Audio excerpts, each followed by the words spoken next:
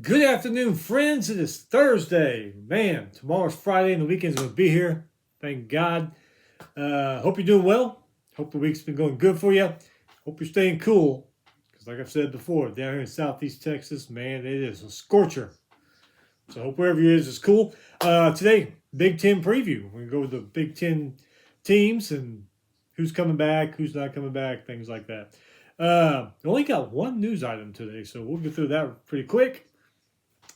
Before we start, hit that subscribe button so you don't miss anything. Let's get to this one news item. I just saw this morning. I think it may have broke yesterday.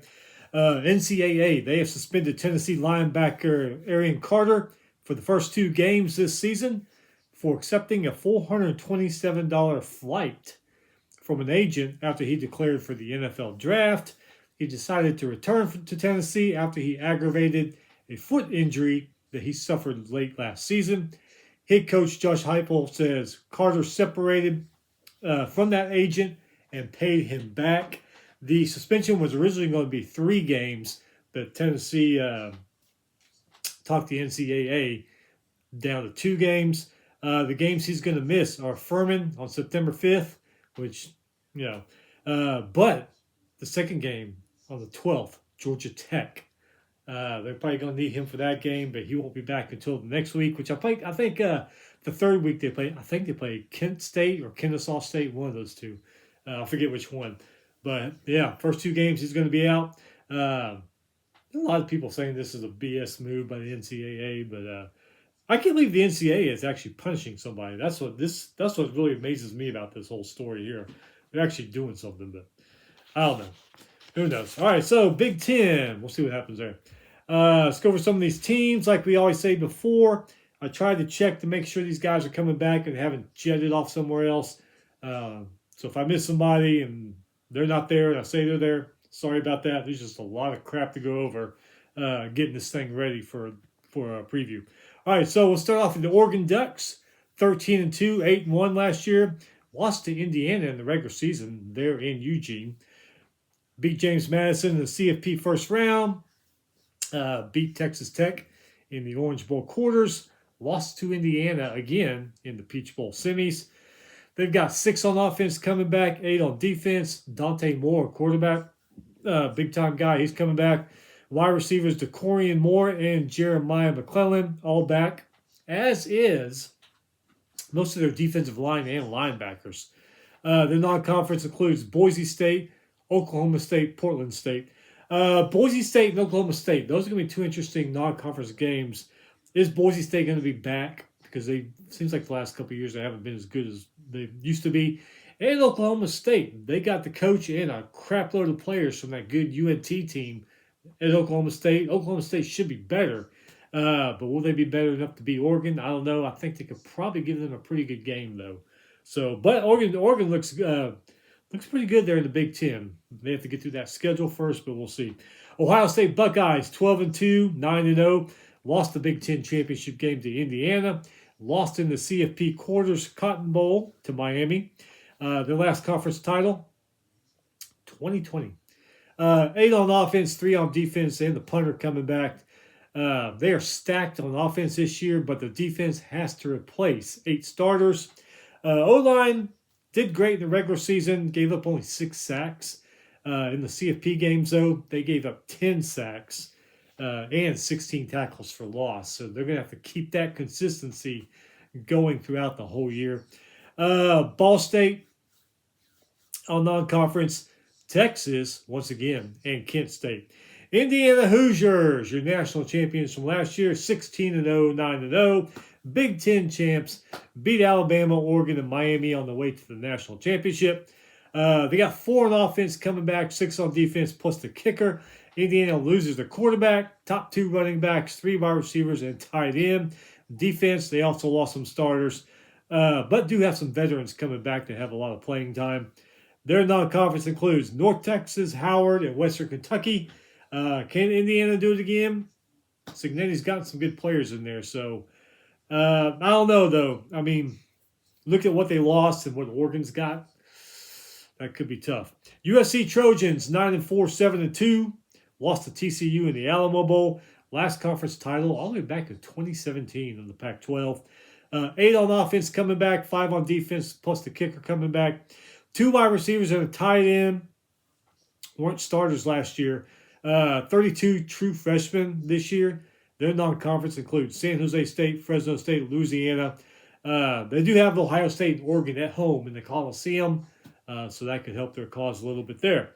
Michigan Wolverines got that new coach, Kyle Whittingham. 9-4, 7-2. Lost to Texas in the Citrus Bowl. Lost the last conference title was 2023. They got 7 coming back on offense. Looks pretty good. Defense only got 3. Bryce Underwood, running back Jordan Marshall, wide receiver Anthony Marshall all back.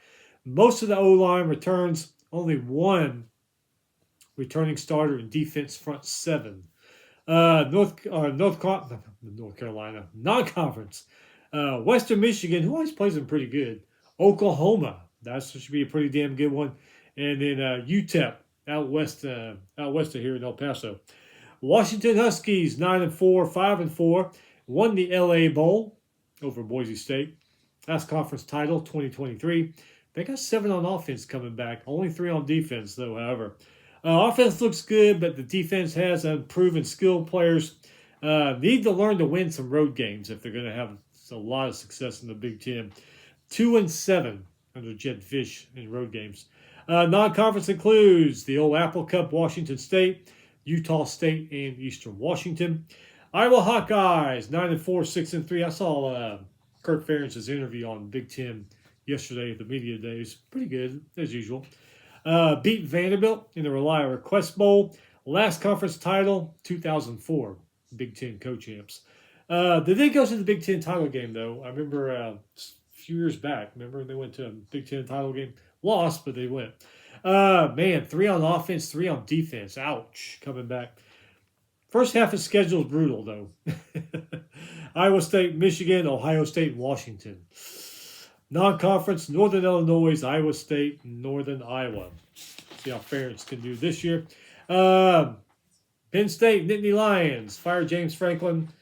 Brought in Matt Campbell from Iowa State. He brought in his quarterback, Rocco Beck.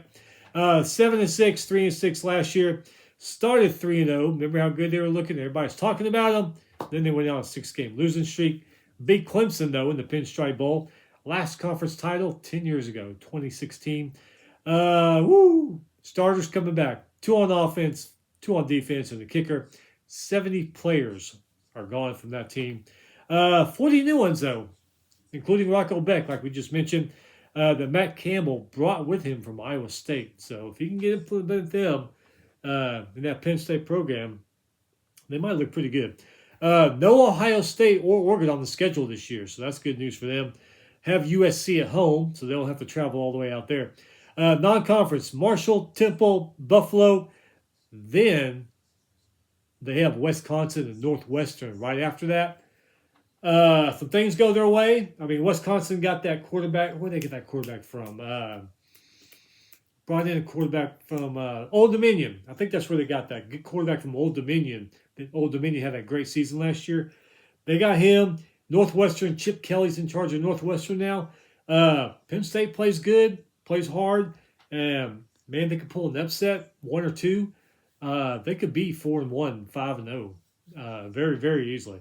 Illinois, Fighting Illini. Brett Bielema kind of stirred up things in the SEC. Now everybody in the SEC is yelling at Brett Bielema, putting him down.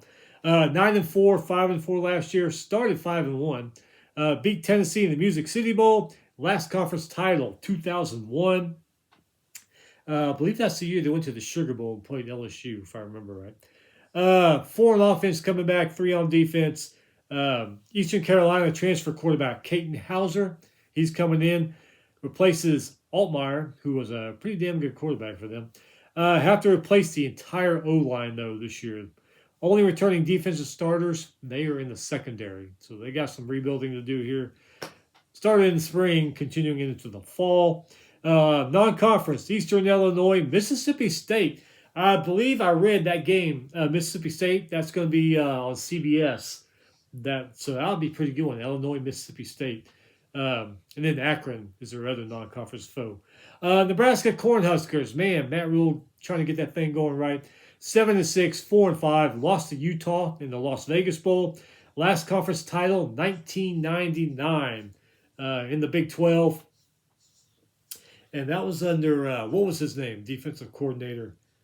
I think it's Bo Pelini. I believe that was under Bo Pelini. If I remember. Was it Bo Pelini? Was it Bo Pelini or was it, what's his name? The guy that came after Osborne. He went to Ohio, had some success in Ohio. Anyway, it's either him or Bo Pelini. 6-0, or 6-0. 6 on offense, 6 on defense. Kicker and the punter. Not bad, but quarterback Dylan Raiola took off for Oregon. So Matt Rhule brought the former UNLV quarterback Anthony Colorado in. Defensive starters back in all areas. Non-conference, Ohio, Bowling Green, North Dakota. Not North Dakota Bison, but whatever. It used to be the Fighting Sioux. I don't know what they call themselves now. Warhawks or something. I don't know. Northwestern Wildcats. New man at the helm, Chip Kelly. Can he do it there? 7-6, 4-5. Started last year 5-2. Went 1-4 the rest of the way. Big Central Michigan in the Game Above Sports Bowl. Last conference title. Way back in 2000. 4 on offense coming back. 5 on defense. Quarterback Adrian Childs comes in. Injuries and inconsistencies may give Chip Kelly fits.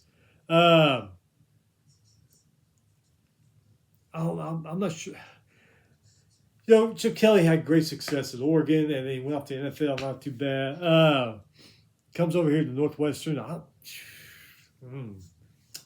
Because Northwestern, let's face it. Northwestern, one of those high academic schools like Stanford and Duke and all them. That damn good quarterback or running back you want may not be able to come because of academics.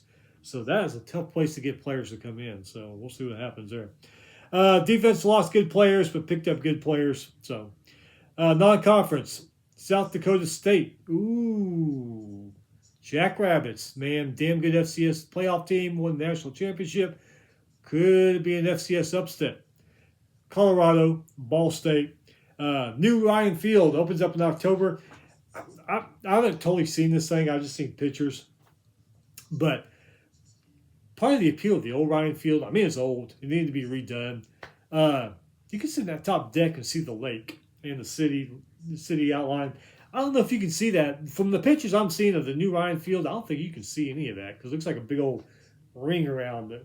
So I don't know. I guess we'll see when they finally open it up in October. Wisconsin Badgers. Boy, Luke Fickell has got to have a damn good year. I'm not saying just get to a bowl game, but get to a damn good bowl game. Not something where a 6-6 or 7-5 team goes. I'm talking about like not maybe an 8-win, but definitely a 9-10 win. He's right on the hot seat. 4-8, 2-7 last year.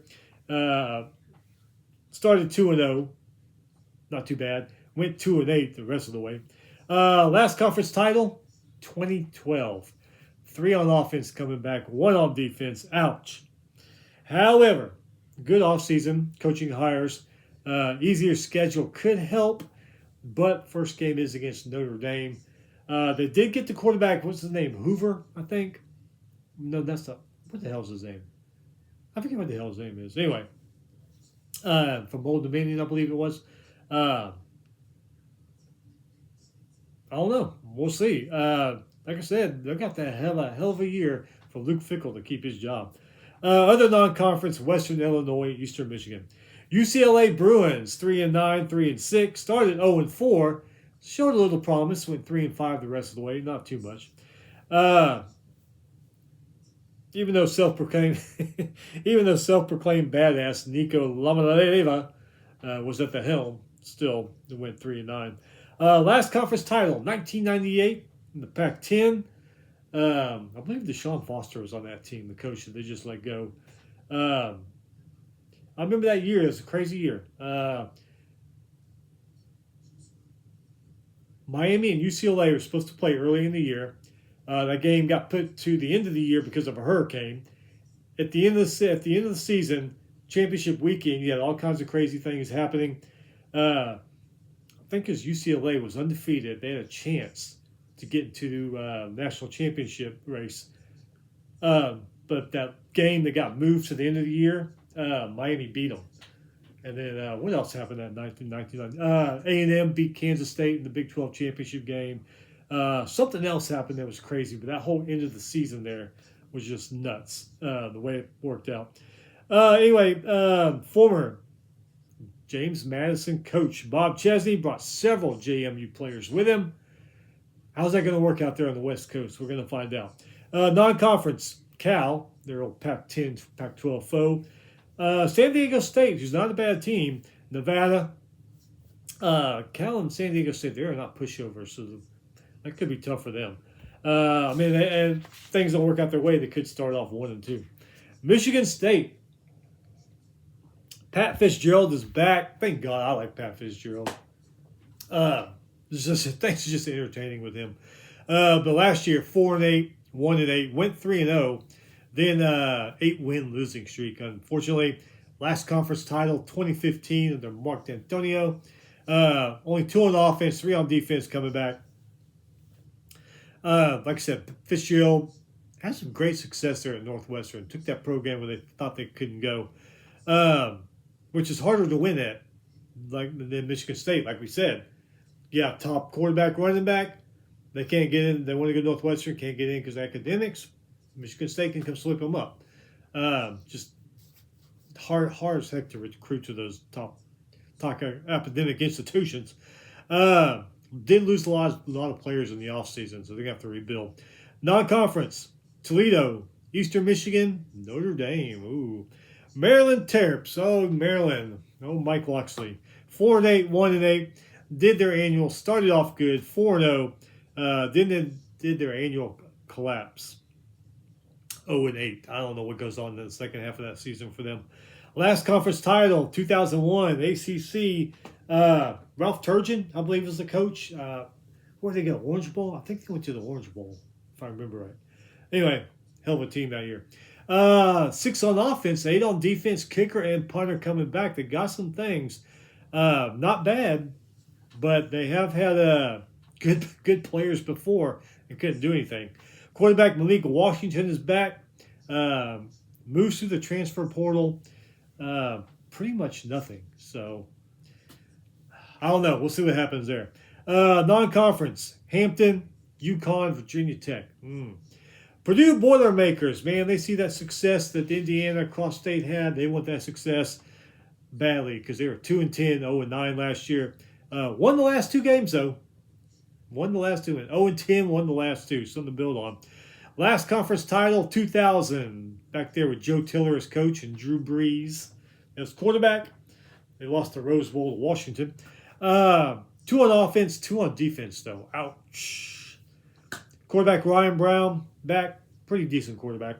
What does that say? One returning O lineman. Can't read my writing sometimes. 1 lineman returning. 0 returning defensive linemen. Got 29 new players out of the transfer portal so far, so we'll see how they work. Non-conference includes Indiana State, Wake Forest, Notre Dame. Possibly it could be 1-3 hitting into October. And last but not least, Rutgers, Scarlet Knights. Greg Shoshone, those guys. 5-7, 2-7. Started 3-0, then lost 4 in a row. Last conference title, 2012 in the old Big East. 4 on offense coming back, 3 on defense, plus the kicker and the punter. New quarterback, they got to break in. Returning run back, Antoine Raymond is back, as is wide receiver KJ Duff, who had the best season a Rutgers wide receiver ever had. 1,084 receiving yards, 7 touchdowns. Defense returns only 2 starters in the front 7. That ain't good. Non-conference. UMass, Boston College, and Howard. That's it. We'll be back next week, Monday or Tuesday, for Big 12 preview. A lot of people down on the Big 12 this year, but we'll see. Friday's almost here. Weekend is just, you can smell it. You guys have a great weekend. Be safe. Have fun. Stay cool. And we will see you back on Monday or Tuesday.